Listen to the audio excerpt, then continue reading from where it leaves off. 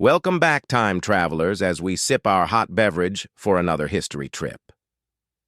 In the annals of global conflicts and diplomatic standoffs, few incidents have reverberated across continents like the Suez Canal crisis of 1956. The Suez Canal, a marvel of engineering connecting the Mediterranean Sea to the Red Sea, had been a vital artery for global commerce since its completion in 1869. Its strategic importance was undeniable, as it drastically reduced travel time and costs for ships journeying between Europe and Asia. However, in the mid-20th century, tensions surrounding the canal reached a boiling point.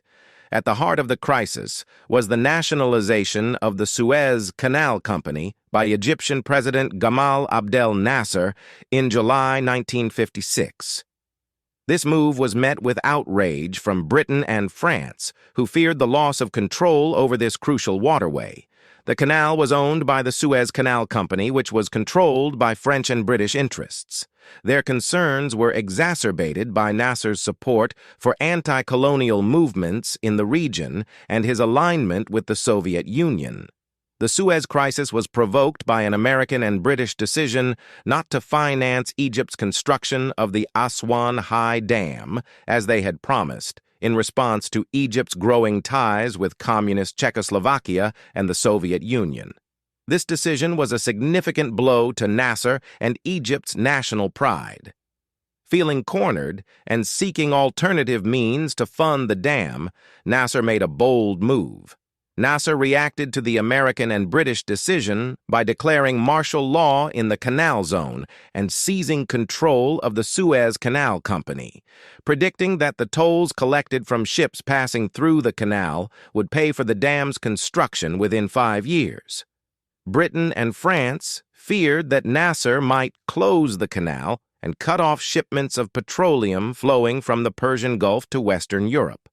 When diplomatic efforts to settle the crisis failed, Britain and France secretly prepared military action to regain control of the canal and, if possible, to depose Nasser. They found a ready ally in Israel, whose hostility toward Egypt had been exacerbated by Nasser's blockage of the Straits of Tiran at the mouth of the Gulf of Aqaba, and the numerous raids by Egyptian-supported commandos into Israel during 1955-56. The situation escalated dramatically when, on October 29, 1956, Israel, seeking to end cross-border attacks and secure access to the canal, invaded Egypt en route to the Suez Canal. In a stunning turn of events, Britain and France, after issuing a joint ultimatum for a ceasefire to both Egypt and Israel to withdraw all troops to a distance of 10 miles from the Suez Canal, in collusion with Israel, orchestrated a joint military intervention aimed at seizing control of the canal and overthrowing Nasser. On November 5th and 6th, British and French forces landed at Port Said and Port Fuad and began occupying the canal zone. Egyptian resistance, both military and civilian, was fierce. The Egyptians employed a scorched earth policy, destroying bridges and infrastructure to hinder the advance and even sinking 40 ships to block all ship traffic in the canal. The world watched in disbelief as the crisis unfolded, with the United States and the Soviet Union playing pivotal roles behind the scenes. President Dwight D. Eisenhower, wary of escalating tensions and concerned about alienating Arab nations, exerted pressure on Britain, France, and Israel to withdraw their forces from Egyptian territory, threatening oil and financial sanctions and putting American forces worldwide on alert. The Soviet Union, embroiled in its own crisis in Hungary, was equally critical of the intervention, not wanting to risk a potential escalation that could draw them into a direct conflict with the West.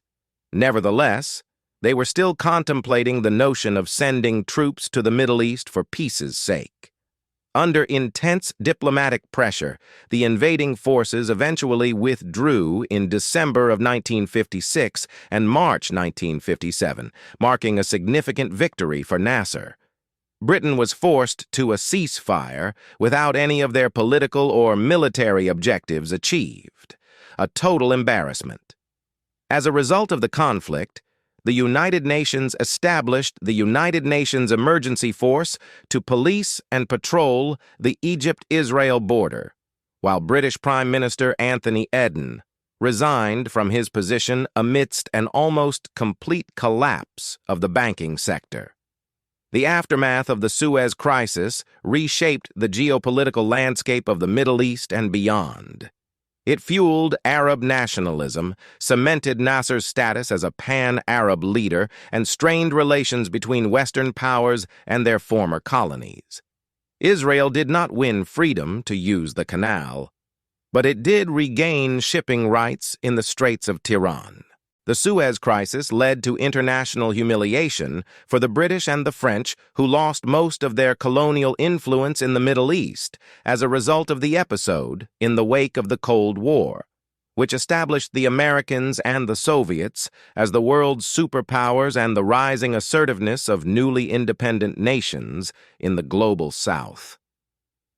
The events of 1956 serve as a stark reminder of the enduring complexities of geopolitics and the critical role that maritime choke points play in shaping world affairs and the fragility and interconnectedness of our world. Enjoying this video? Like, subscribe, and hit that notification bell for more on acuppahistory.